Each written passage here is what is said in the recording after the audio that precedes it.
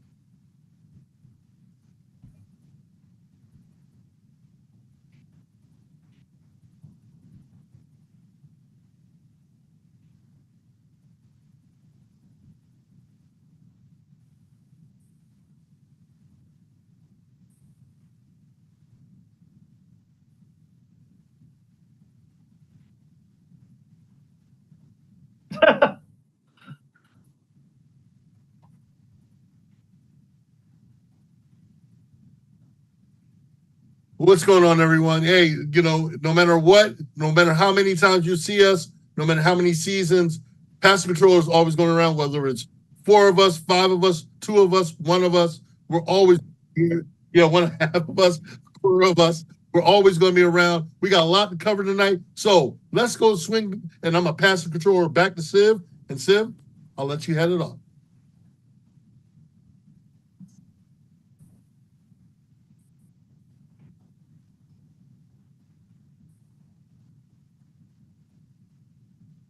Yeah.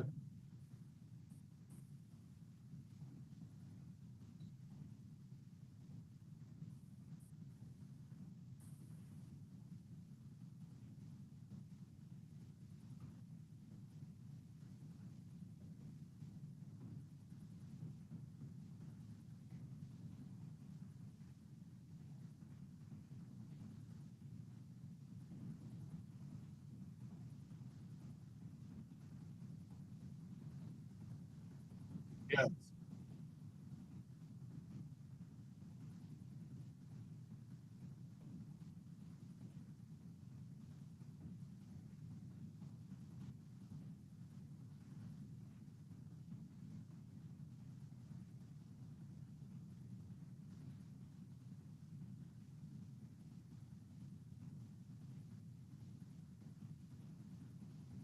Wow. Okay. Yeah. No. That's it's an honor to be here, and thanks for having me. I started this so long ago. It feels like another lifetime ago that I started working on games.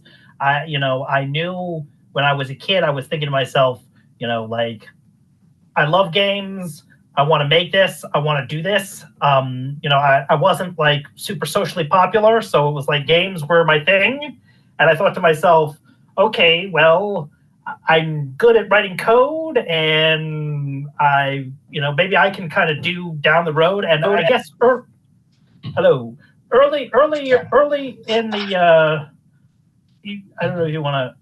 Early in the process, I got an internship at a company, Firaxis Games, which is they do the Civilization games, and that was so much fun to like meet an industry legend, Sid Meier, and like his team, and work on some stuff and work. And I just said to myself, okay, I gotta go indie and start my own thing.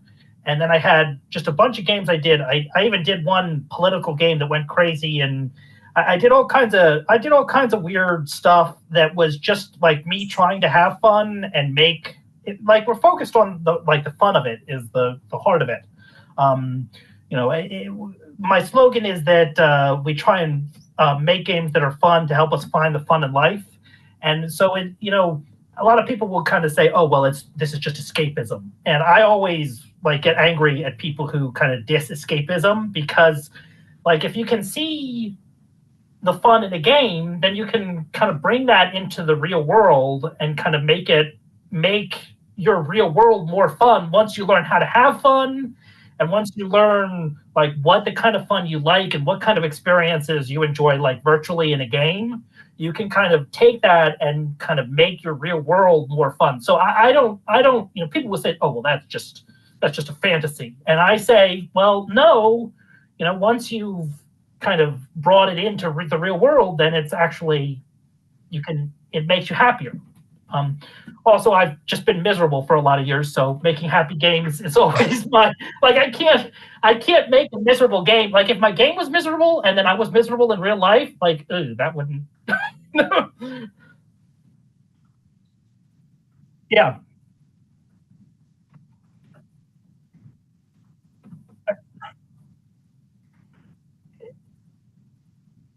2012, 2014-ish.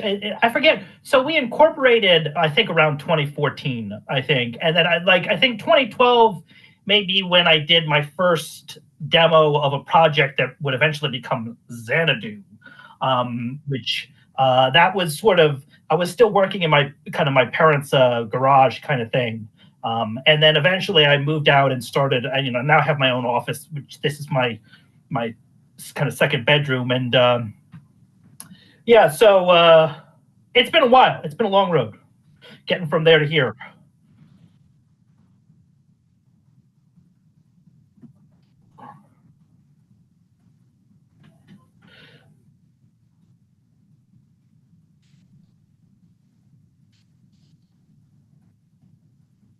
I haven't updated that in a while. Hey, Brian. I mean, Siv, I'm sorry. Check your mic. I think you might be a little muted. One of the fans are watching, and they were saying that they couldn't hear you. Uh-oh. Is that someone? Do you think it's a troll? No, it's a very reliable source of ours. Yeah, Oh, one of our top fans. They just hit us up and was letting us know they're watching it right now, and they're really. I remember those commercials. Can you hear me Pull up now? the stream. Here, I'll mute. I'll check the stream real quick, so I'm going to mute myself. You good? You good? You'd be a great mime.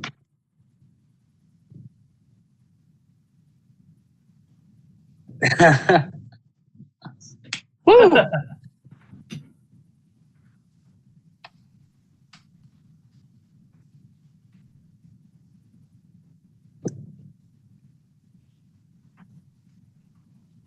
Okay, well, I'll start with the good stuff so that we end on a miserable note. The best part of being an indie dev is that you truly get to make what you want to make. So if you're working on a project, it's something you're proud of. It's your baby. It's something that you're expressing how you feel, and you can like put your heart and soul into it, and you don't have to worry about some like boss or office politics or like a corporate CEO saying like, "Oh, well, you know, you got to add this to it or, you know, change that," and then you're going to make, I mean, so for 100 Bullets, there was an earlier version that we did with a publisher, and that just like, he wanted me to put these advertisements in, and like for a while I wasn't indie, and it was just like, oh, it was like I felt physical pain when I was looking at the code for these advertisement like modules that they wanted to add to the game, and it just like I couldn't do it. It was so gross. This like the code like gave me like I felt gross. And like so being indie is great because you can actually make what you care about.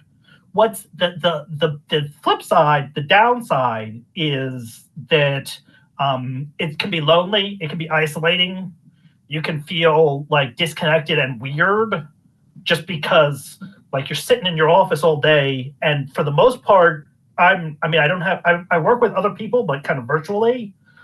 So a lot of times, for a long time, I was kind of slogging alone in my room, kind of just sitting there writing code all day, and it takes a toll on your mental health to just like be working on something and then not knowing if anyone's ever gonna see it. Like you're making a game and you put it out there, and then you say, did people see it? Did anyone see it? You get these little like one number shows up and you say, oh, well, that number's not impressive. Like, I wish I were getting more like sales and it's just like, you don't know. It's almost like being in space. You're floating through the ether and you're kind of, whoa. So you're independent. You put the Indian independent, Right. Yeah. Yeah. It's, Yeah.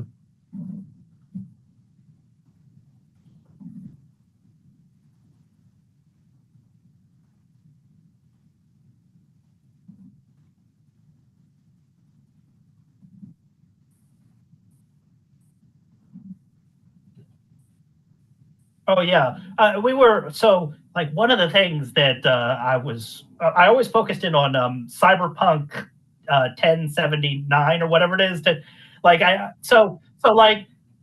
that game, and I say nothing about the quality of the game because I actually haven't played it, but like their marketing campaign like just makes me cry because like what did they do? They had like an album of songs with a virtual pop singer. They did like movie advertisements. I'm sitting there and I'm saying to myself, like, there's no way I could afford 1/1000th of their budget on marketing. Like the amount of marketing they did for that. They had every single gaming site was talking about it. Every single YouTuber, they just got the entire universe talking about that game. And I'm just sitting there and I'm like, oh, I'm never going to be able to market anything Keanu Reeves. That. What? Keanu Reeves. Yeah, they had Keanu Reeves, right? Yeah, it's sort of like, like let me get a celebrity. Like actually, so here's a funny story. I was trying to hire Gilbert Gottfried, the late great. I was trying to hire him to do the voice for my trailer, and it was just the price they quoted me was way out of my budget, and I wish I had the money to pay it because I like him, and I would have been happy to pay it if I had that money, but like. I just wanted him to do like this is an existential game about finding yourself. Like I wanted to do I couldn't afford it. Very calm. Nothing says Zen like Gilbert Gottfried's voice. Right, exactly. I just wanted to share a game with you, everybody. Yeah, exactly. We thought that was funny, that the idea that like it's so mismatched that it would maybe get some attention. But that'd be great. We couldn't put the cash out because it was just like a huge. He wanted like a lot of money, and it was actually his agent wanted a lot of money, which they tend to do that. They tend to want that. Agents are that's what I need. I need an agent. Or you get a voice actor who can impersonate different voices, and that's another way to go. Do Arnold Schwarzenegger. I want you to put the cookie down and get this new game by my friend Michael and all this. That would be dope. That's good. Yeah. No, I think impersonators is a good. That's like within our budget. Yeah. See. You want to play 100 bullets? I have $100 million to play 100 million. Anyway, I'm gonna stop there. I gotta work on that.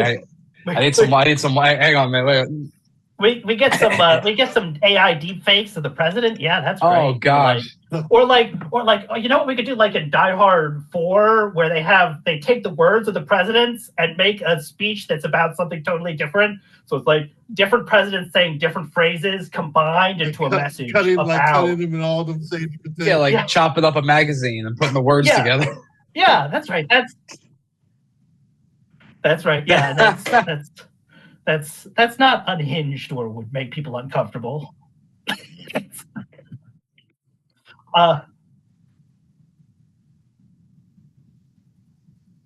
So as with all staffs, there's a little bit of exaggeration that goes on the way that website is portrayed. So those are people that I've worked with, not necessarily for a long period of time, people that I've maybe hired for even like a month just to do so for example, Gustavo Coatino, He's a great composer, and if you can work with him, I totally recommend him. But he only came in and did some music for a couple of weeks and then like was gone. So I mean, he's a good guy, and I hired him and worked with him, but he's not like working with me full time. So that's so. For example, Sai Mistage, she was full time for a while doing sort of more like social media stuff and also helping with the design. And so she was sort of involved with the Matchiverse project, and she was very serious about that. So she was really kind of an extra person, but she's totally gone from the company now. She's on to other things. And then I'm trying to think of, Mesozoic, who's he's kind of he would say hashtag weird guy. He's actually in Russia, and he's helping work with some website. We're actually doing some social network. We're doing our own kind of social network thing. And he's kind of leading the code charge on that. So it's really only, a couple of people that I work with who are truly kind of full-time. And then the rest of them are kind of just people that I've worked with for a short period and hired them and just kind of brought them in.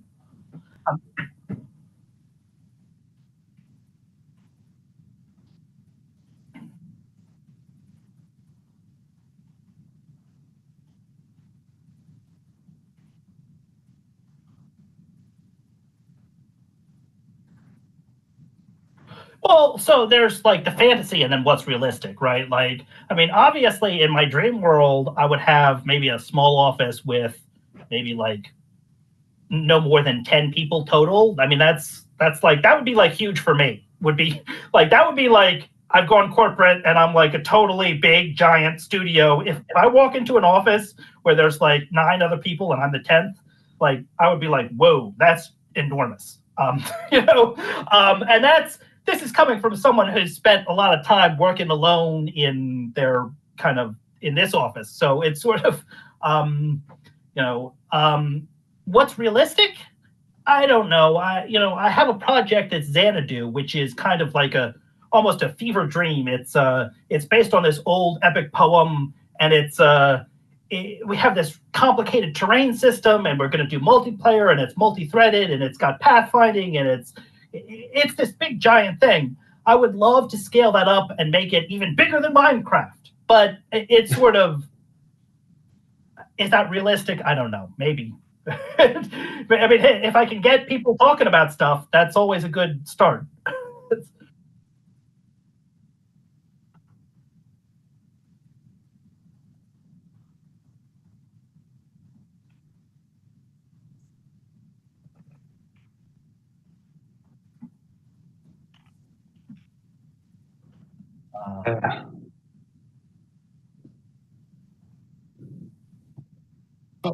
Hey,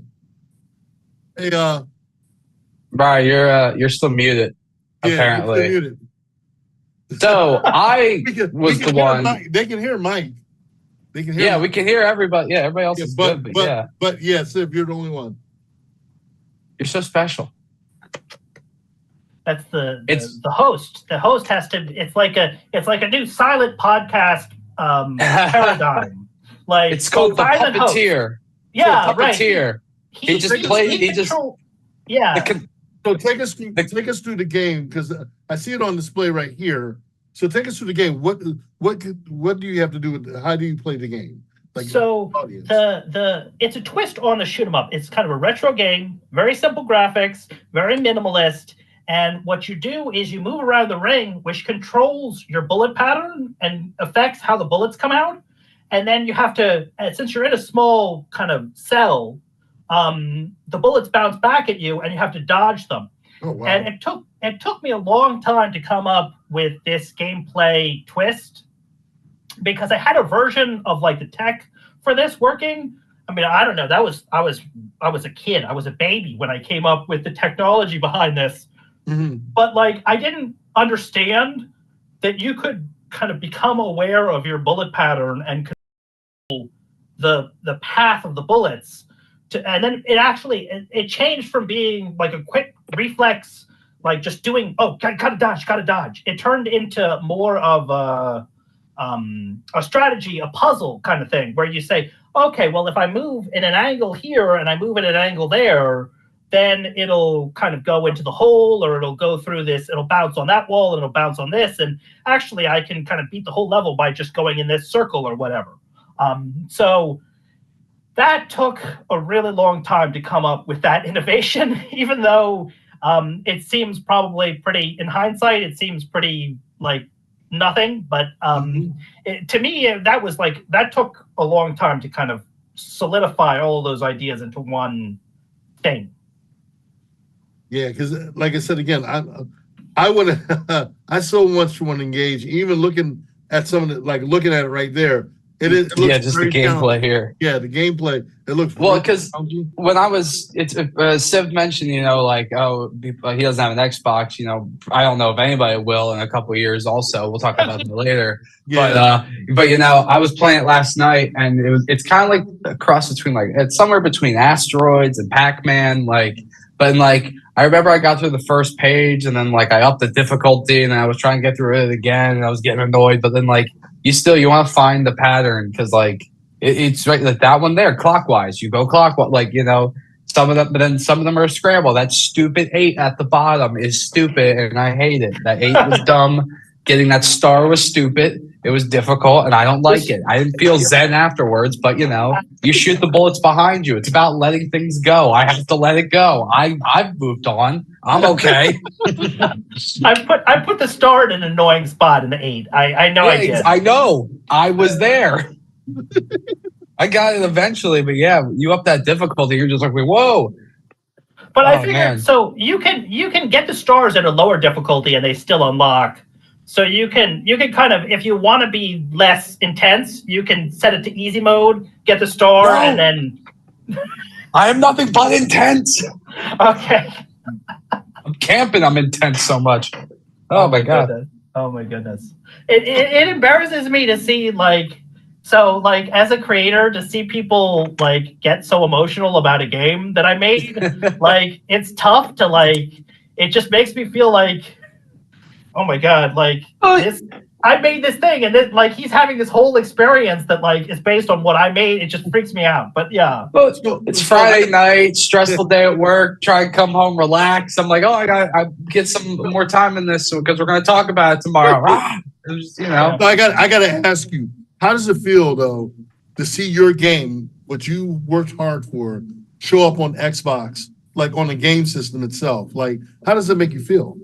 That was the dream since I was a child. That was it was amazing to just and I'm so happy, we talk about Xbox, people might not even have Xboxes. Xbox was really the only console that let me on their console.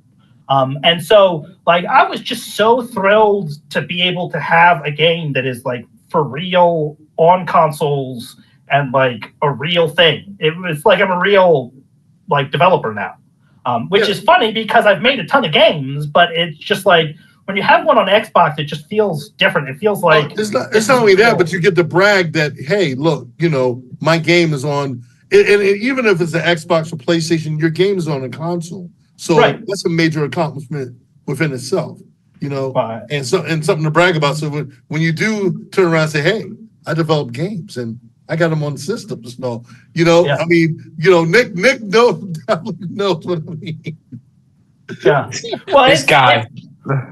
It's a pain. I don't know what the personal drama there is, but no. We're talking about it's bragging rights. You got to feel good. I mean, Lord knows, I would love to be able to say, hey, I developed the game, and be able to that's bragging rights. That's something to feel good about. So the fact that that's a major accomplishment in itself, you got to feel great about that.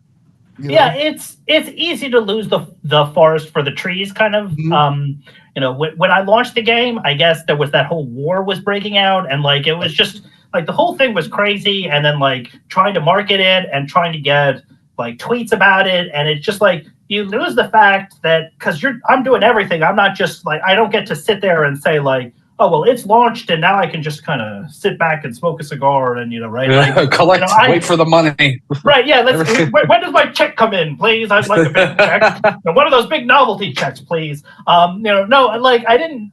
So I had to, really hustle and try and get people to talk about it. And then like I was making extra trailers and making more videos and making more stuff to just kind of keep the visibility up. And it's just, to some extent, it ruined the fun of like being on consoles, because like, I would recommend having more than one person like being full time on your studio if you're an indie, like, because like I wish I could have just said, I've made the game and it's out, and now like marketing team go, like I'm gonna go and just relax. Power Rangers, go! Like, you know, right? Yeah, exactly. Go market Power Rangers. Wow. Market. So we're right now working on some little technical difficulties. So right now, both Nick and I are going to be moving forward right now, while Civ is working on a couple of technical issues. But so Mike, Streamlab, right? Yeah. Oh yeah. So, No, I technical issues are no stranger to me. Actually, my wife believes I have magical abilities to cause technical glitches in the things around me. So, according to my wife, I probably caused what's going on in the main booth. You're the glitch. It's like Wreck-It Ralph. Yeah, exactly. The glitch. I'm the glitch character. That's right. Sarasota. Remember Wreck-It Ralph? I'm the glitch. Yeah, that's the favorite part. That's what everyone loves the most. So we're gonna still have you with us and all. We're gonna shift things over a little bit. So so now this game is easy accessible. Is there anything you want to add on to this, like as far as the game, and also what are your? Yeah, I was actually curious about the development part of it. Smoke, if you want me to take. Yeah, go ahead. Yeah, go ahead. This question, right? Because like there's different names for all the levels, and then like the concepts. How did that process go? Did you just like write down each name as you just went, and then the idea came from there? Did you look at just the different shapes? Like, what was your process for that for the game? It absolutely started with the shapes before the names. And what I would do is kind of think to myself, kind of what's a general idea of something that would be basically my key thinking was different from the other levels. I wanted there to be enough differentiation between the levels that people don't get bored and think, okay, this is the same level over and over again, because obviously that's a death sentence. So I would say, okay, it'd be easier. It'd be way easier. I'll tell you that. After playing last night, it'd be easier if I just had to go, well, there, I did. Oh, I did it again. Sorry. Go that's true. It'll be easier for the player too. Yeah, that's a good point. Yeah, no. Well, I have no mercy for the player. This is complete sadism on my part in terms of like making the most punishing and difficult game. I've just come to accept that that's what apparently I wanted to do all along, is just punish players and torture them. And that just makes me feel good. I don't know. That's who I am.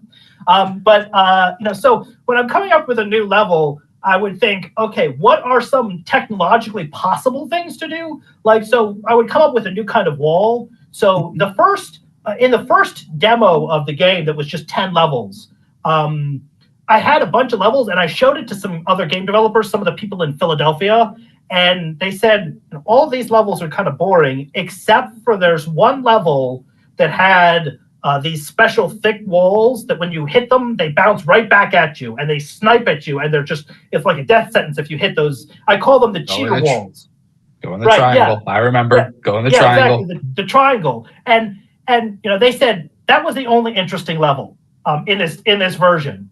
And so I said, okay, so I have to come up with like a new kind of wall, or like basically I'm making a new game each time I do a level. I have to come up with a new twist for each new level that represents a new kind of wall and a new kind of thing for each one.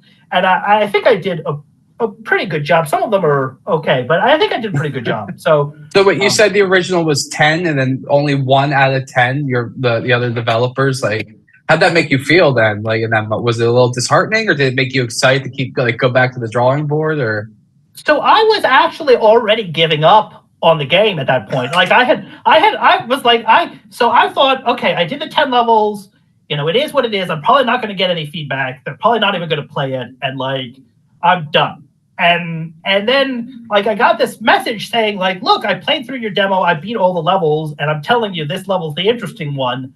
And that was actually really a relief to me. That was actually a positive experience, because then I could say, okay, so if of these 10, this one's the good one, I can kind of think to myself, okay, here's how to make more levels that are good ones, right? Like, it's sort of, once I figured out the formula, then I could kind of design the rest of the levels really easily.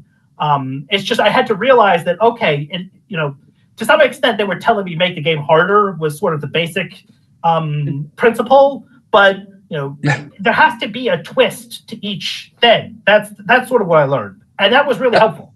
That's From Software's thing. Just make the game harder. There. Just make it harder. They'll sell millions, billions. Yeah. Go ahead. Look at. No, I'm saying that's you obviously don't want to make the game like grindy or like repetitive, but challenge, apparently people like this frustrating, like, I gotta get it exactly right. Sometimes the challenge is the reward, Right, yeah. So yeah, that's the kind of game it is. It's one of those. It's very challenging. I guess I'm a challenging guy, and that's. No, you're very easy to talk to. So then, with the game, what are the plans for it? Are you going to design more levels for it? Are you going to just keep like adding to? What's your plans for it? So a couple of things. First of all, we actually have a repository of like ideas that we're going to put in it. So if you're like a super fan of the game, you can find us and like look at the list of things we're thinking of adding in, because I just keep that public so you can just see what we're going to do. And then there's a couple of things. I want to make the main character more of a character. Right now, the main character, we used to call him Steve, but I think Minecraft took that name. But the main character is like a kind of a hexagon kind of thing. And we have this way of making it, we're going to add fins, and it's going to turn from a hexagon and this like geometric, rigid thing into like a flowy kind of fish character. We have we have a plan for how to make that work. That's part of the fun. Yeah, I mean that goes back to the like why it's fun to be an indie, is because I get to make the stuff that like I want to make. And this was an idea by a friend of mine. I pitched it for his show that he should go of it, and he said, "Oh, okay, well you should make the character more, like personality." And I said, koi fish. Oh. So I'm basically right now I'm harvesting ideas from everyone that I can kind of steal ideas from. But the other thing is that we want to make the bonsai tree, which is at the very end of the game, more of a narrative that goes through the levels. So there's different pages of the game. I call them tiers. And so you got page 1, page 2. There's 6 pages, and between each of the pages, there's going to be a visit to the bonsai tree, and you're going to be able to watch it grow and kind of change based on how you're approaching the game. So the more levels you complete, and the more invested you are in the game, the more the tree it's like nurturing the bonsai tree. So cool. There's a bunch of, and the fact of the matter is that I'll keep adding stuff to this. If people are talking about the game and interested in it, I'll keep adding more stuff forever. Like I don't care. I'll keep adding more stuff. The other thing is that there's the Zen tournament, and if you win the Zen tournament, which at this point it's kind of in stasis, but if you win the Zen tournament, and I'm going to polish that up a little bit, then we're going to design some levels based on your theme. So you could, the winners are going to get to pick kind of a general idea, kind of work with me about what kinds of things they want to include in their own special level. As one of the previous Zen masters you're walking in the path of the Zen masters, and these are the 10 people who win the Zen tournament will be able to impart their wisdom through a level.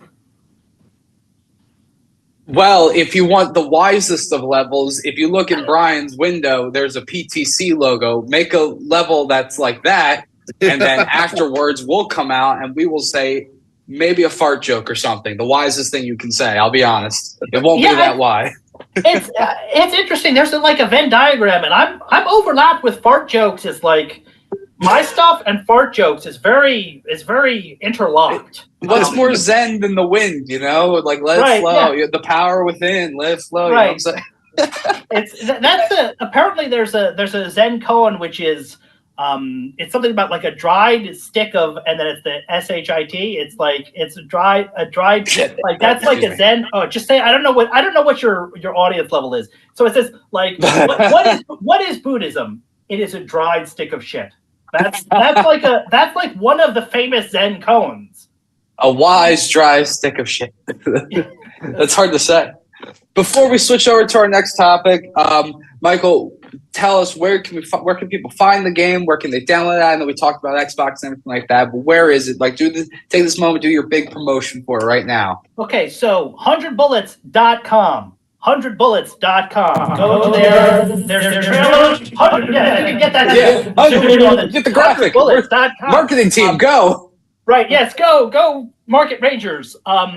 So there's a website. It's a pretty basic website. It has the trailer and it has a link to the Xbox store and it has some updates about what we've been adding to the game. And it's just a very basic site that has all of the links. That's where we'll keep all of the current information. I'm going to put a link on there so that you can see our list of changes that we're going to make. And 100bullets.com is a very basic, that's the easiest to remember. 100bullets.com. We will make sure we have that up on our page as well. Yeah. Now, where can people follow you and all your updates and everything that's coming up for future games? So there's two places to follow me and follow my company. At Silverware Games is on Facebook. It's on Instagram. It's on Twitter, although I don't like Twitter very much anymore. For some reason, Twitter gives me nothing anymore. I don't know what happened. They put me like in some sort of phantom realm. But maybe I should call it X instead of Twitter. But whatever. I don't even know. So, and then the other place, if you want to follow me personally, it's at Michael PLZNO. Please no. And then the other place, sort of like 100bullets personally, it's at Michael. Please God, no. Exactly. The other place, sort of like 100bullets personally,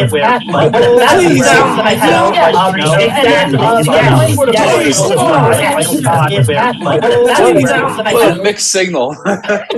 Thank you for subscribing. Please, God, no. Yeah. So we definitely want you to still stick with us if you have the time. If you still want to be on the show with us, we got some topics we want to talk about and all. If you wish to, stay on with us, I'd be happy. I would love to. I'd be honored. Oh yeah, because we love to get your input and all. So next up, Nick, we're going to be talking about indie studios versus AAA studios. Yes, everyone is upset at Microsoft. It's kind of crazy what they're doing, and it's interesting, especially having both consoles. I have all the consoles. I have the Switch, I have the Xbox, I have the PlayStation. I only really use the Xbox because I think it's a better console, like socially. Mm-hmm. Like I've always said that Xbox party chats are always better and easier to use than PlayStation ones and all this stuff. But they're closing all these studios and people are getting upset and people are starting to think they're, the next Warner Brothers or whatever it is. I mean, it's a big studio. But they kind of acting like it a little bit. They are. That's the thing. But they closed Arcane. Go ahead. I didn't mean to jump in on you, but no, you're good. Arcane, like you said, Arcane Austin, Dishonored, Prey, Deathloop, Redfall. And I mean, one of the biggest games that came out this year or going into earlier, and Xbox is putting the Xbox back on the market was Hi-Fi Rush, and now you're pretty much now on PlayStation, right? Well, I mean, like there were talks about having a Hi-Fi Rush 2. Now that looks like it's going to be like dead in the water, And I mean. Go ahead, Nick. You were jumping in. Then I was going to say, and then the other studio, Tango Gameworks, which was Ghostwire Tokyo, the Hi-Fi Rush is that, and then the Evil Within, which is you look at these games, a lot of them like these are some pretty big name games, and like a lot of them are most of them I believe are on Game Pass as well, which makes sense for Xbox. But then like for every hit you see, it's also like, well, Redfall didn't do that well, but then Deathloop was one of the Game of the Year contenders. Like Hi-Fi Rush won, so I think that won the award for Best Sound, right? Or was that whatever? It was nominated for the Video Game Awards. Hi-Fi Rush got a lot of accolades. They got a lot of praise, yeah. So the fact that they're what they're doing and everything, I just, and then they did an interview. They put a spin on it and said, well, we want to support indie games, but you're basically contradicting what you just said by getting rid of these smaller companies And so I have an issue with that. Now, everyone knows that even though I own almost every Xbox console, I was always hard on Xbox because, in the past, and I used to talk about it. And what's been happening lately is like PlayStation, they got their issues too. But at least PlayStation tries to, step up their game. Microsoft has even Civ has mentioned this. Microsoft has all these great games, great companies under their belt, but yet they're not putting out what they need to put out. They're not utilizing the tools that they have. And I remember Civ was very big about that. He was like, you have this company that's not Microsoft is not doing. It's becoming less Xbox and more Microsoft Studios than Xbox. And it so, really, yeah. That's a good way to say it.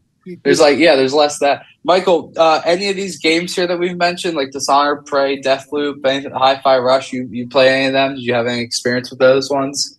So I'm going to say no, just because here's what I wanted to say. Just totally deferring and going to a different direction than what you just asked me about. So go ahead. As someone who worked with Microsoft, let me tell you, they used to ask people who interviewed at Microsoft, how would you move Mount Fuji? There are so many people at Microsoft. It's like a mountain. So I have, in terms of my contact with Microsoft, I have about 10 different people that I talk to. There's no one person who's like my guy. Right. This may be violating NDA. I don't know, but there are a lot of people who are. It's a giant studio. It's a gigantic studio. It's like Microsoft is I think the biggest. It's one of the biggest companies in the world, right? Right. I think it's the number one biggest company. So think about how it works when you're trying to get an idea through. And how many people? So, for example, one time we were talking about community achievements for 100 Bullets, and we wanted to do these achievements for members of the community. And I was trying to email people at Microsoft to figure out who I'm supposed to get in touch with to okay these, so that who's the achievements guy? Yeah, right. Yeah, who's the achievements guy? Because So it turns out there is a guy who wrote the rules of the achievements, the commandments of what achievements can be. There's a guy. There's a guy. There's a disciple of Phil Spencer So these 15, 10 commandments, That's exactly my point, is that it's not you guys think, okay, well, this is Phil Spector is he's the mastermind and he's pulling all the strings and doing all this stuff. And that's the narrative that everyone goes with. But it's so many people disagreeing. There's a guy who just does achievements. That's his whole thing was the achievement guy. So I guess that was my point, is that even though it seems like they're kind of doing stupid stuff, it's not just, it's a group of people. Think of it as an anthill. It's trying to piece together what is the anthill's plan? And you can tell when there's a big piece of food, an anthill just goes quite straight for it. That's when there's a big piece of money. They lunge, attack. But and actually, there are scraps of food. I would say my game is like a scrap of food, but there are smaller stuff that kind of slips through the cracks. That's sort of my. I always worry about when you have an independent company, even for you, let's say hypothetically your game really hits it big. I'm looking on a bigger picture. Your game hits it big to a point you can get Keanu Reeves in the sequel, that level. Yeah, on that kind of level. So, in the back of your mind, you're now starting to accumulate, notoriety and everything. I guess my question is, would you worry that down the road, if that something would happen to you, would they cut you off? Would you ever worry about that? Or seems like it could be a double-edged sword, Well, so that's why I say, even if I have a bajillion, tons of money or fans or whatever, that's why I say like a 10-person company is a giant company as far as I'm concerned. Like if you told me like this game brought in so much money, just arbitrary amounts of money, just a bajillion dollars. 1 million, yeah, bajillion, fulfilling. Right. Anyway. Yeah, exactly. If you told me that it brought in like just an arbitrarily high amount of money, exactly.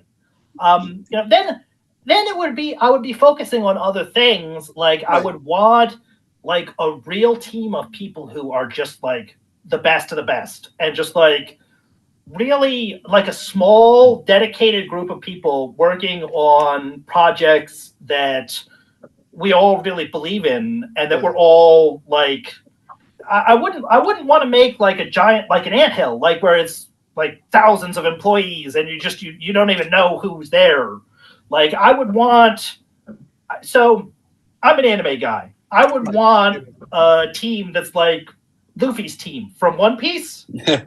I want like a bunch of experts who are like the real like pirate. Yeah, exactly. So yeah, you want to be the king of the pirate. You're like, I want to be king of the pirates. Exactly. That's where I would go. I would try to become king of the pirates. I would get the most badass pirates, but a small amount of them, and then try and take over the world. That's what my plan. So do you think Microsoft is biting off more than they can chew? Now, I mean, it's like almost like a Disney thing where they're having all these different companies under their belt and they're not knowing how to manage right or not utilizing them to their full potential.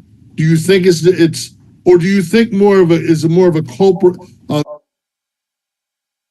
Heads have no idea what video games are. They're just looking about making the mighty dollar and not thinking about people like yourself that put their heart and soul and blood and sweat and tears into making the game. Or do you think it's about, like I said, that mighty dollar? What do you think? I think it's about the mighty dollar, and I've seen this across the entertainment, both in terms of movies and games, and everywhere. I agree. And not only that, but like search engines like Google. Google has become more interested in the dollar. Yeah. Everyone is lured in by, if we can increase our profits, that's more important than quality. And that's just like an axiomatic rule for almost every company in existence right now. Well, for example, look what's happening with you heard. I know everyone's heard this now. Disney, Hulu, and now they're going to throw Max and make it one big bundle for streaming. Right. I'm like, it's insane. Yeah, it's insane. So I mean, because with the way Microsoft is doing things lately, they got all these companies. Because I thought it was great. When they were announcing that Microsoft was, getting these different companies, and I was like, all right, they're going to give PlayStation. They're going to give some PlayStation. They're going to put out some really good games. And we've been sitting there. Console war, yeah, and we've been like a true console war, and we've been sitting here for the last couple of years, like, okay, PlayStation's putting out this, they got something exclusive. Xbox, what do you got? Right. So nothing.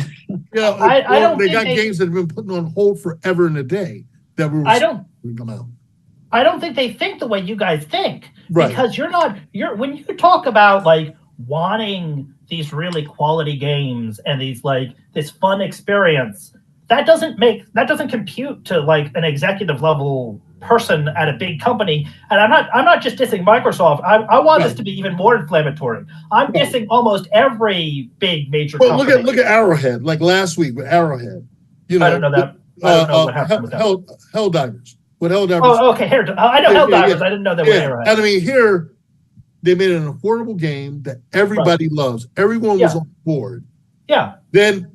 And I understand that, PlayStation had these rules and they were like, well, no, if you subscribe to one of these games, you don't have to have a PSN account. And then all of a sudden, they switched up things and they changed the wording a little bit right after that. And they were going to cut off all these people that are around the world to play Helldivers 2. Of course, the fans got together. They united. It was a victory. They spoke out. Right. Yep. Yeah. And PlayStation went back again. But now, as of, I think yesterday or this morning, they took Helldivers 2 and Ghost of Tsushima and 2 other PlayStation games off of Steam, and where you can't. And I'm like, didn't the PC version of Ghost just drop like recently? Like, wasn't that like? I know they took it off of Steam. I don't know if they took it off PC, but they took it and they took Helldivers 2 off of Steam and 2 other gaming titles. So that's what I'm saying. It's like it was a good point you made. To me, like you said, they don't think like us, like on the ground. They're just thinking about that, making that dollar. And where does it stop? When do you have to say enough is enough? Because at the end of the day, with the consumer, us, we're the ones that got to pay to put the money in their pockets. You know, what happened to quality versus how much quantity of money we can make off of for everyone? Well, that's the thing. I think it's how they use it. Like, if you have a bunch of money and then you put in the least amount to make a good product, nobody's going to want it. I can tell instantly, like, if I'm going to be spending money on a game or not. Like, and or if I'm like, I'm not touching that one, or good for that game, like it's not going to be worth my time. Like, we have to be so like we as consumers also have to be so careful with our dollars as well in this world that we live in. Everything costs so much money now. Like, look everything's going up and the quality's going down. So it's like, of course, we're not going to spend money on it. Look at Star Wars. Star Wars Outlaws. Star Wars Outlaws. They're trying, and I think they're just testing it to see how people are going to react. To pay almost $200 to get a full access to a game, and even though they're like, oh well, no, well, you can get the regular game, but in order for you to get to this particular level, the Jabba's Hut thing, you have to go through a paywall. And I'm just kind of like, what happened to just putting out a good game? I'm hoping they don't do that with Jedi Survivor, like the next third installment of Jedi Survivor. But I don't like. Oh God, please don't do that. And I made up my mind. I'm like, well, I'm not going to buy this game because they're not thinking about consumer. So again, for you, Mike, I mean, how do you feel about like what the state of the video game industry? How do you feel about it? And knowing that, hey, you're a developer, as someone who's developing like independent games, how do you feel about that? Like, do you worry at all? Yeah. So I'm okay with my own like Don Quixote kind of like fighting at windmills kind of approach to life. So I should be able to continue with just like I'm like the cockroach. I'll be fine. I'll survive the nuclear blast. But I do think there has to be some sort of culling, particularly at the high levels, because I think there are too many people who are just dollar people who do not care about any kind of experience. And I also think that to some extent we have more games than we've ever, like the amount of games that are coming out is insane. That's a good point. there's more games than ever, and it's just more and more difficult to find which ones are the good ones and which ones are just kind of like or just like someone's like a hobbyist who made like a game that's like I've made it for 2 weeks and like it's got assets that I bought off the store, and it's like you throw a poop and it's there you go. That's the whole game. Like it's like and the game award goes to poop game. Right, yeah, exactly. And then of course that wins the Independent Game Festival, and I pull my hair out because I'm sitting there and saying like I made this game that I put my whole entire life into, and they're giving it to Poop Game. Why did they give it to Poop Game? Why always give it to that shit? Why? It's literally shit. It's literally shit. But yeah, so I think something's got to give. I can't imagine that we continue down this road forever, because there's going to have to be a cull at some point. Right. And it's also just generationally, it's sort of like the boomers are kind of fading off, and now it's time for like the next, it's time for the next thing. Like let's let some fresh blood in here. Let's let some new people have a little bit of the microphone and a little bit of the attention and a little bit of the milk and honey, so to speak. So I'm going to pass the controller over to Nick. Nick, you want to talk about the next topic? Yeah. So let's try and think more positively about the future right now. Something else we want to talk about in this episode are console innovations. We had a couple examples that we thought of. Brian put down the PS2 adding DVD player, like something like that. That's also, yeah, consoles becoming more than just video games, like more like entertainment systems, everything like that. Right. What do we want to see for this upcoming console? But the rumors of the Switch 2. So let's talk about a different company then and how they use their money and what we would like to see with the Switch 2 coming up. Me personally, a console that's on par with, 2 generations ago of like Xbox and PlayStation. It's insane how underpowered the Switch is compared to where we are at with everything else. They just have to get even just in the ballpark at this point to where these other consoles are at, because like it's insane. Like Pokemon Scarlet does not run well at all. Like, so I want the console, I want the hardware to be on the level that I know the games are at. Like, you know what I mean? Like there's always been that disconnect for me personally. But what do you guys think about that? What do you want with the Switch 2? What would it be called too? Let's think of that. Well, first off, I would like, and I own the Switch. I haven't used it in God knows how long, but I would like for the Switch to be where you can play games from prior with the original Switch, with the first Switch, for the new Switch too. So basically, have those games, navigate over to the new system while you're playing new games. Also, a bigger what's the word I'm looking for? For me, I would want it to be able to store more games. Yes. System, where you're not every 5 minutes you got to get an SD card for insanely low storage. Yeah, insanely low. Do they let you use whatever SD card you want, or do you have to use like a Nintendo branded SD? No, you can use whatever SD, but after a while you have a whole, because unless you're getting terabyte and you get maybe a 4 or 5 terabyte, then you're good to go. But a lot of people can't afford that, so they're getting maybe like a 65 or 120, and they're putting it in, and they're like, oh, I want this game, I can't wait to play the game, and then I want more. For me, I feel personally, I'd rather believe in the physical. I'm one of the physical copy kind of people. Like I love owning my copy. I love owning physical copies of games. I don't mind now and then for downloads, but I'm a very, very big historian when it comes to my video games and owning it. You know what I mean? But yeah, that's what I would like to see. Stronger graphics, like you said earlier, like 4K resolution, 1080p 4K resolution. They have the money to do it. It's the same thing as Microsoft. Like these companies make so much money, and we just see them not spend it in the weirdest way. Like the Pokemon. Like also, when you think about the storage, that you would need a terabyte alone just for all the Mario games there are, and then a terabyte for all the Zelda games, and a terabyte for all this, and and most importantly, not being so stingy when it comes to their game titles. Like, sharing the love and not being able to just, like, for those people that want, like, have a retro system also, where for those people that love the classic games, the classic Nintendo games, they have a system where you can actually own all that without Nintendo putting restrictions and saying, well, because it's licensed, you can actually own it, and Nintendo or nobody else can take that away from you. That again, I've talked about this.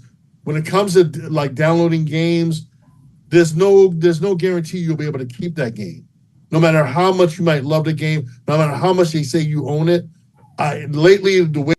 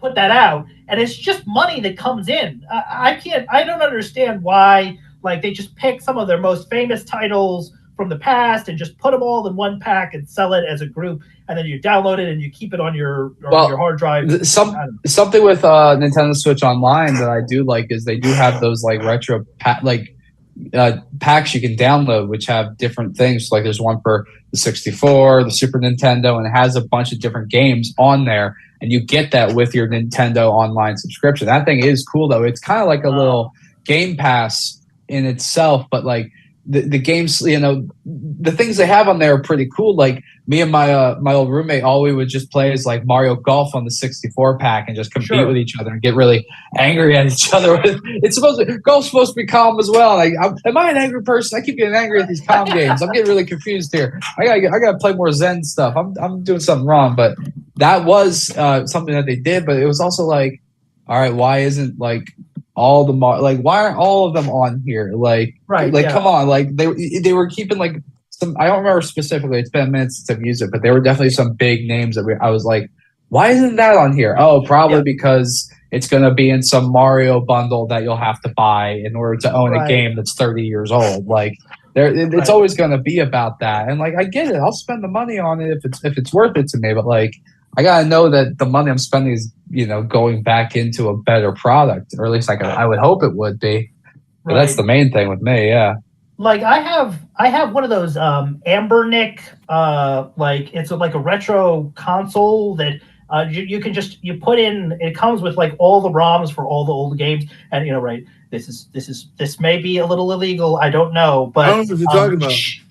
Yeah, no, don't tell anyone. But like it's sort of like I'm playing like Pokemon Yellow or something, and like that does it for me. Like I'm at Starbucks and I'm like, okay, here's Legend of Zelda. Right. Like it's the Oracle of Seasons. There you go. Like that.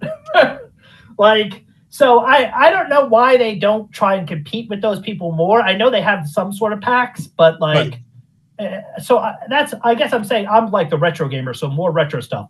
Another thing that I would really like is weird. Is someone doing something illegal? Why did you say that name? Sorry. This goes wacky peripherals. That's perfect. That mask is perfect. I want. Remember when the Wii came out?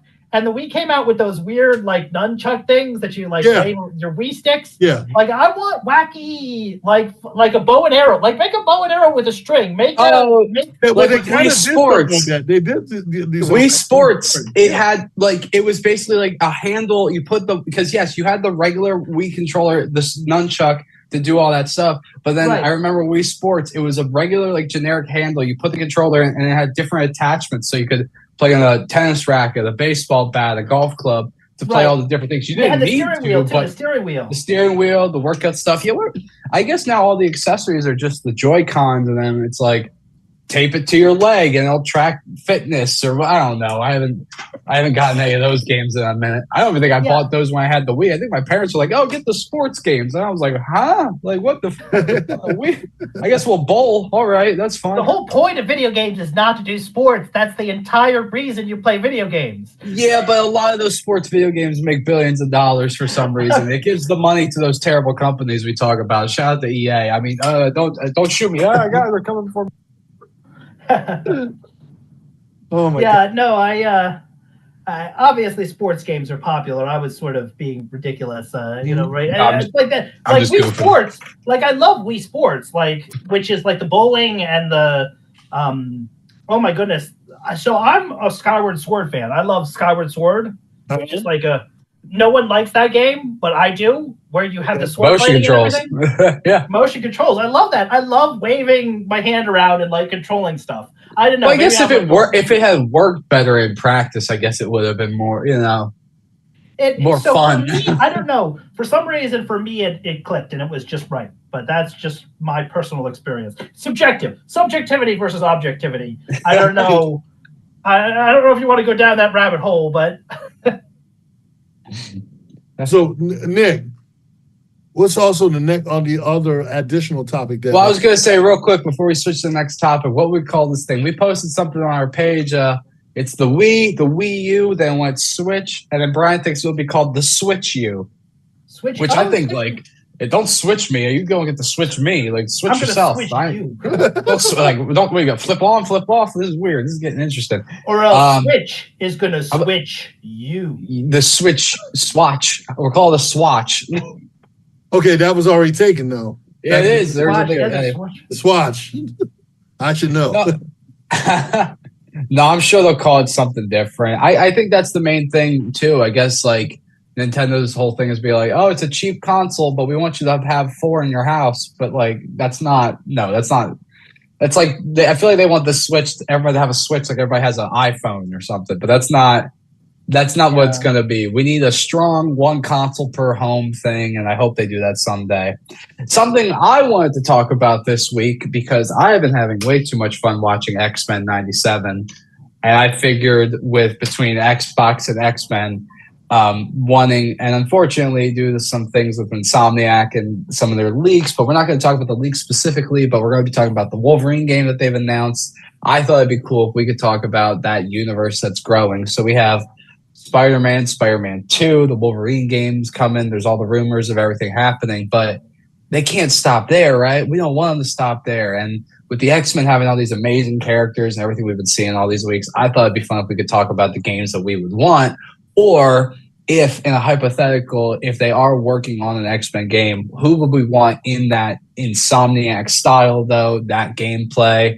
What would what their powers to be, like how many characters? I thought it'd be fun to talk about that. Me personally, like obviously we're getting the Wolverine game, but for the actual team up game, because there's also rumors of other playable characters.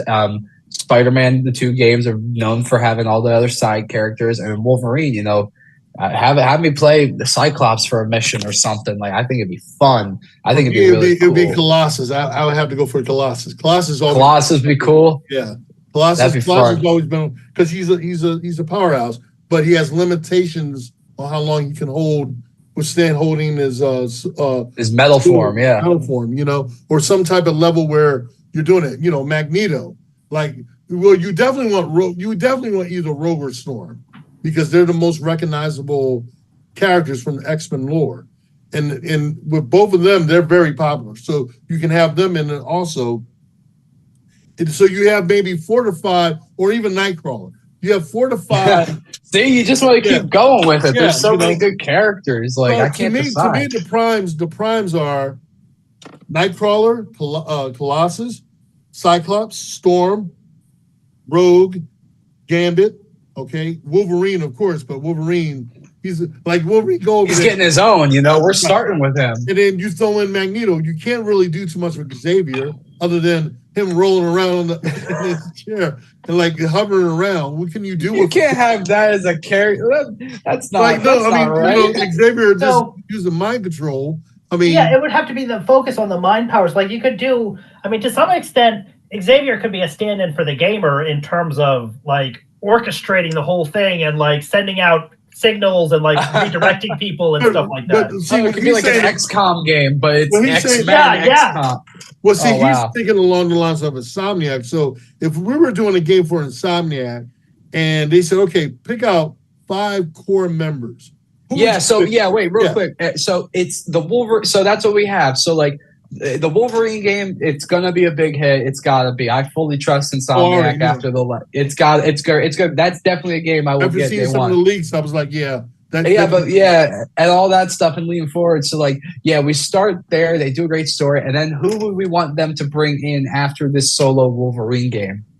Me, I think after watching '97, just some fun Cyclops gameplay. I think it'd be interesting. Like, I don't know how many like skill trees and everything you could do with it, but I don't know. Just have some fun with it. That's the thing too. Or they might be bold and say, you know what, we're going to throw Deadpool in. I would love Deadpool. Deadpool's my favorite. Because everyone loves. when you really think about it. Wolverine and Deadpool are about to come out with a movie. If I knew I had to bring a secondary character in a Wolverine game as a spinoff or having a DLC, I would definitely have Deadpool because one, everybody loves Deadpool. You know, Correct. It's one of the more popular characters in X-Men lore. Okay, and other than the video game that we had years ago on Xbox 360 or all the consoles, everybody wants to play another Deadpool game. Correct. You know, think of it like this: Deadpool is what Venom is to Spider-Man 2. That basically. So I would say fun. Deadpool would be on top of the list. He would be my first. He would be my Michael, first. how about you, man? Give us a couple characters. So here's what I'm thinking. So if I were designing a game, here's who I would pick: Juggernaut. And what it would be is it would be a construction game. There would be like buildings and like it would be dynamic environment, and you would be like having to like wreck up the buildings and like bust through concrete and stuff. Oh my god, that would destroy a console.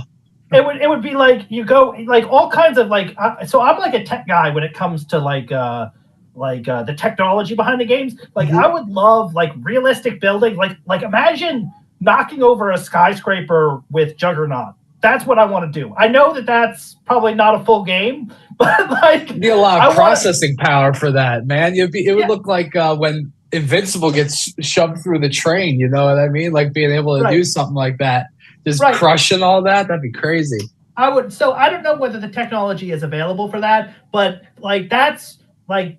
That would be like just like you are an invincible, unstoppable giant mass, and you just are running through a giant city, just knocking over whatever you want. That's what I want to play. that'd be the ultimate power trip. The fucking Sidorak and all that. That's it is. Well, what about you, Nick? What about you? Man, for me, I'm also thinking because also like we got this Marvel Rivals game coming out, which I hope like that looks good because I used to play Overwatch and obviously. Did you see the gameplay last night? I was watching some of the stuff. Yeah, it looks fun. And like that's the thing. Like I want more characters for that too. And I'm thinking like in terms of like the Insomniac stuff, like also because like, I just want to see Spider-Man show up in the game too.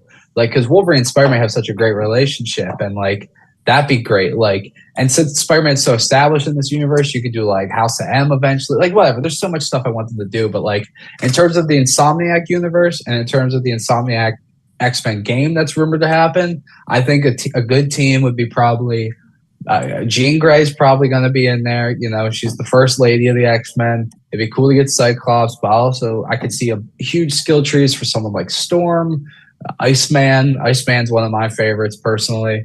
Like there's so many of them, and like even if it's just like one or two skill trees per character. But there's a large amount of characters like in the Ultimate Alliance games that used to be out way back when. Like those were a lot of fun. Those characters had a lot of abilities. Like, that's the thing. Like it's the Insomniac universe is definitely more realistic of a universe, if that makes more sense. It's more grounded in realism. Like, yes, of course, there's still like electricity people and all kinds of crazy stuff and, giant symbiotes and all that stuff. But it's still like, it doesn't go like too out of the park. So, we wouldn't do anything crazy. Like, but, if Colossus is there, we better be able to do a fastball special or something. You know what I mean? Like, I wanted to be like, that's what I love about the Marvel Rivals stuff is like the integration of like abilities between characters. We were actually joking. I was joking with some of my buddies. I was like, I bet you if Overwatch 3 ever happens or they'll add it to Overwatch 2, like dual character ultimates and stuff, like where they like certain characters who do certain things together, like in Marvel Rivals. I don't know, but I just think that should be the integration, like the way the team works together. That's such a big part of it as well. Like if Magneto's a good guy in this, have me be able to throw Wolverine at a bunch of people, have me be able to spin him around like a tornado and just like move him around and cut everybody up. Like have fun with it, That's what I want. Give me Storm, give me Iceman, give me them all, Don't stop. Why stop? Just keep going. Make them all. Do them all. Keep going. Spider-Man. Do them all. Give me a Daredevil game. I want them all. Be great. Build a whole universe. Like it could rival the MCU. Honestly, it wouldn't surprise me if they announced a Fantastic Four game in the next couple of years too. Oh yeah, especially with the movie coming back, the Easter eggs in Spider-Man 2. Like I'd be cool with that. That'd be a great game with a lot of skill trees and like interesting things to do. Oh, it's coming. It's coming. Yeah, It's gotta be. If not, I'm gonna keep, hoping, or I'm gonna ask other people to make it. I don't know. But the other thing I thought about this too is, man, we had so much fun playing Shredder's Revenge and seeing all the fun with X-Men 90. Have you guys been watching X-Men 97? Are we all caught up? Oh, I have. I have not, because I'm an idiot. Oh, it's okay. God. It's okay. Just watch a recap of the original on YouTube and then just start. It's so worth it. It's like Right. it really shows why. It really kind of shows like how they've been getting these characters wrong in live action for so long. To mixed results. There's some good ones, there's some bad ones, but it's just so well done. And it's like you can tell that they care. That's one of those examples of like, it looks like it was made by people who care. And regardless if that's a video game, a TV show, a movie, if they care, they put the time and the effort into it, it shows in the product, and it also shows it with the consumer. It's a huge hit for Disney. It's talked about that they're going to integrate it into the MCU on its own. Like, it's crazy how much of a cartoon is doing. So check it out. Absolutely check it out. Oh my gosh. But also they need to bring back the X-Men arcade game the same way they did the Ninja Turtles game. Well, they kind of did in the arcade form with X-Men 97 arcade. I don't know if you've seen it. They came out with the arcade, the new arcade cabinet with X-Men 97 on there. The actual yeah. Mm-hmm. I want an actual remaster like we have with Shredder's Revenge and DLC and all that. Yeah. I think that would sell like hotcakes. Like how well do hotcakes sell? Does anybody know? Is there an actual number on that? Probably $20 now. With inflation, guy. Yeah, with inflation, Wait, what was that? You're a waffle guy? I'm more of a flapjack guy. That was a good show. Not enough people saw that. Yeah, flapjack was great. Yeah. That's great. I was just thinking about the gooey discs of food. The gooey. Flapjack, like a flapjack is a yeah. as a pancake. I got you. I was getting. I got you. I'm on the same page. I was thinking of when was the character gooey? Because I was thinking about the show. Yeah. I zigged when I should have zagged. My bad. Anyway. No. Well, man, we have come to the end of our topics, and unfortunately, I believe, Sim, if you can hear, just do a wave or something if you're ready to direct from your side, because I know you were having your technical difficulties, but this has been a great time, man. I wish you could have been here and everyone could have heard you, but he is not. Don't worry, I'll take responsibility as the please know for breaking Div's computer. I listen, I just know that whenever I show up, there's glitches. So don't blame yourselves. This happens to me all the time. One time my dentist had a glitch on his computer. My dentist was like, "Oh, this isn't working right," and I was like, "Oh." Dude, did you get the wrong vaccine? Do you have the 5G bomb in you or something? What's going on? Are you an EMP? Are you a walking EMP? What's happening? I don't know what the deal is. I don't know. I spend too much time. The glow of the monitors has seeped into my skin. I've become Glitch Man. I am glitch. Well, no, and Civ. I mean, look at his room. I bet that sword fell on his router or something. I don't know what's going on. Yeah. So Nick, where can people find you at? Me here on Pass the Controller. Me personally, well, I'm moving right now. I barely even had time to game. I was lucky enough to get some time in. You're moving outside with the mountains and everything. Yeah. Hanging out with Amy. He's become Zen. I've become Zen. Well, I mean, the problem is I've been playing Fortnite because they had all the Avatar stuff, and that's one of the least Zen experiences you can have. Let me tell you. And I was like, once I got it and I unlocked it, and you get Appa and all that, I was like, all right, I'm done. Take a break. A couple days off. That's how they got me. I can't do any more right now. I had to take a break. And Mike, for those who are just tuning in and all. Oh yeah. Let's do that again real quick. Where can people see you or find you, and also with the game? So my game, 100bullets.com, 100bullets.com. 100bullets.com. Prestige worldwide. Prestige, yeah, that's right. Possibly you. And my Twitter and my Facebook and my everything else is at Michael, hello? Is he back? Michael, please, PLZNO at anything.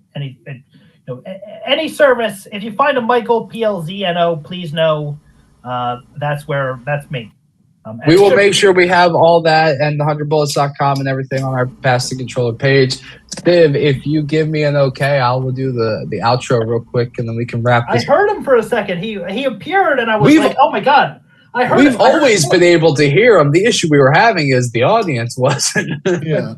Right. So also we're going to be at Too Many Games coming up. Yes, I was going to say. Yeah, go ahead. Let them know. Next month, we will be at Too Many Games. We are going to be having a lot of fun there. June 28th, 29th, and 30th, I believe. Correct? Or the last weekend of the month, we will be there. We'll be leading some panels. It's going to be a lot of amazing guests. We'll make sure we'll have that on the page as well.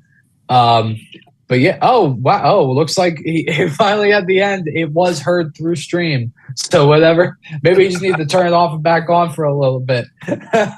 Whatever he did there at the end worked. So Sim, if you want to do the outro yourself, you can also do that. Yeah, no, you guys are golden. Go. We're golden. We'll get that fixed up for our show next month. But you know what? It's like the Howard Stern show. This week, Civ is our Fred in the backdrop. So he even got the voice hanging. Yeah, he's just hanging. We call on him when we need him. So awesome, man. Mm-hmm. Well, for me, for Smoke, Michael, thank you so much for coming on Pass the Controller tonight, man. It's been a pleasure having you here. Congratulations on the game and everything. It's been so much fun playing it, man. 100 bullets. 100 bullets. Yeah, thank you so much. 100bullets.com. 100bullets.com. Yeah. Thank you so much. It's been an honor and a privilege. Thank you. As Brian would